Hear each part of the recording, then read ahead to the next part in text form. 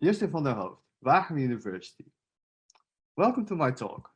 Today I will introduce to you Spec2Vec, an improved mass spectral similarity scoring measurement to learning of the structural relationships of fragments in mass spectrometry data. First of all, I want to highlight that it's not work done by me alone. It's a whole team of people, and I want to call out Florian Huber from the East Science Center and his colleagues, and as well as Simon Rogers from the University of Glasgow. I also want to acknowledge the funding from the East Science Center. Spectral similarity scoring is the key and the heart of many metabolomics analysis. Over here we have a typical LCMS chromatogram, and from there we can obtain a lot of fragmentation data when we apply LCMS and MAS methodology. So these are two examples of how this mass spectrometry fragmentation spectra could look like.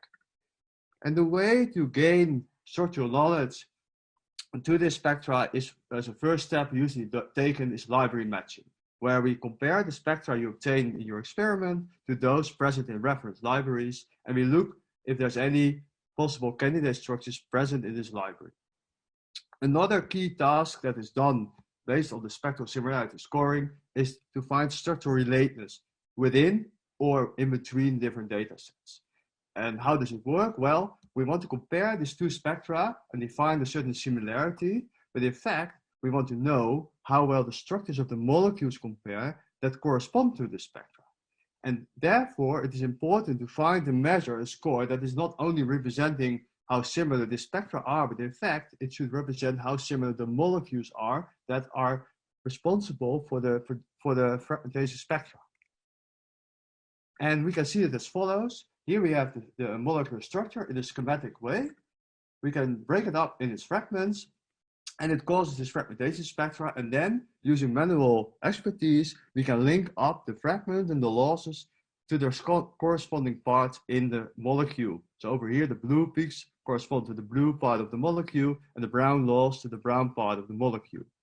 And when we then observe the spectrum of a structurally very similar molecule in the mass spectrometer, we can observe indeed the blue peaks are present as well, and that corresponds to the similar blue building block. However, all the other peaks are changed as a result of slight and subtle modifications in the molecule. And actually what we want is a spectral similarity score that is able to still realize that the structures behind the spectra are pretty similar. The cosine similarity score is the most widely used measurement to do spectral similarity scoring. On the top left, you see its formula, and on the top right, you see how it works in practice for mass spectrometry data. From this figure from the Nature Protocols paper from Aaron et al., we can see how if two spectra from a spectral pair have a lot of corresponding fragment peaks, especially high intensity ones, then the cosine score will be pretty high, and they are found to be structurally related. It can even be that there's one modification, because the modified cosine algorithm will also look for peaks that are shifted by exactly the difference between the precursor masses of the spectral pair. However, if we don't have any corresponding peaks or not a lot, the cosine score will be pretty low, and the spectral pair will not be counted as structural similar. So the positives of the cosine similarity based score is that you don't need any training. They work well for nearly identical spectra, and also if you have one distant modification represented in the spectrum. The negatives are that it often fails when you have these multiple subtle modifications, as in the example I just showed, and they can also result in spurious hits at large scale, and that could lead to quite some false positives. Therefore, we explored an alternative way of doing the spectral similarity scoring, and there we read the structural information from the mass spectrometry fragmentation data. So the fragments become words in that sense, and then we took inspiration from natural language processing, where there's many algorithms, for example Word2Vec, that try to correlate the words in various sentences. And over here we can see how it relates outdoors to outside, and mountains to hills, etc., etc. So we trained such a Word2Vec, which we call the Spec2Vec now model. It's an unsupervised Spec2Vec continuous bags of words model, where the context of the model contains the entire spectrum in our case, and we trained this we learned this embedded space where each spectrum becomes a vector. And the spectral similarity is now, the score can be defined as the angle, the cosine angle between these two vectors.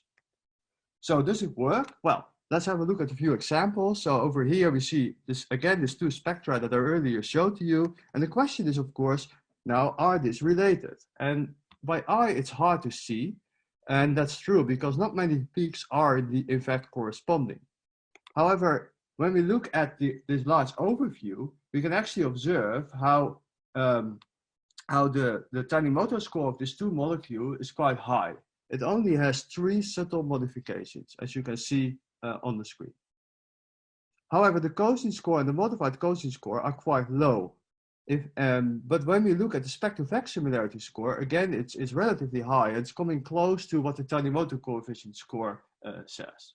And how does it come? Well, the Spec2Vec model was able to learn from the large set of data that many of these fragments are often co-occurring in the context of the large data set. And thereby, each of the presence of each of these peaks is contributing to the score, and thereby highering the score to a level that much better resembles the structural relation of the molecules. Of course, this is only one example, and we also did some benchmarking at larger scale, and that you see over here, where on the y-axis we have the mean molecular similarity, and on the x-axis we have the best scoring pairs. So here, over here is the best scoring pair, and you can see how that has a mean. And so the set of best scoring pairs, so it will be like a couple of tens of pairs, have a mean molecular similarity of about 0.8. So we took one of these cosine scores and one of these modified cosine score lines, and then we also compared that to the performance of the Spec2Vec model that we trained. And as you can see on the top left-hand side, we are doing equally well, but then you can see how the top scoring pairs in Spec2Vec are keeping a much higher mean molecular similarity overall as compared to the cosine-based scores. So thereby this shows that Spec2Vec is able to capture this molecular similarity much better. That also results in better results for library matching, as we can observe here, with the true positive per query that is on the y-axis and the false positive per query on the x-axis. And as you can see, this goes up quite a bit more than the cosine-based score, and at very strict thresholds of 0.95 and 0.9, we have a low false positive rate, but also quite a low true positive per query. But if we loosen that a little, we see that the false positive rate remains pretty low, whereas the true positive per query grows significantly and much faster than the cosine-based score. And that also comes back in the accuracy plot, where we observe how the average accuracy of around 87% for a score of about threshold of about 0.8, which is much better than the cosine-based score performance. Finally, as an outlook to the future, Spec2Vec will also allow us to very quickly browse a large library of almost 100,000 spectra with unknown spectra, and without taking into account the parent mass, we can query this library for structural similar molecules. And here you can see an example of how, for this unknown, as we took it out of the training set, we were able to retrieve very structural, very similar candidates in a matter of seconds. And with that, I want to thank you for your attention, and I'm open for questions.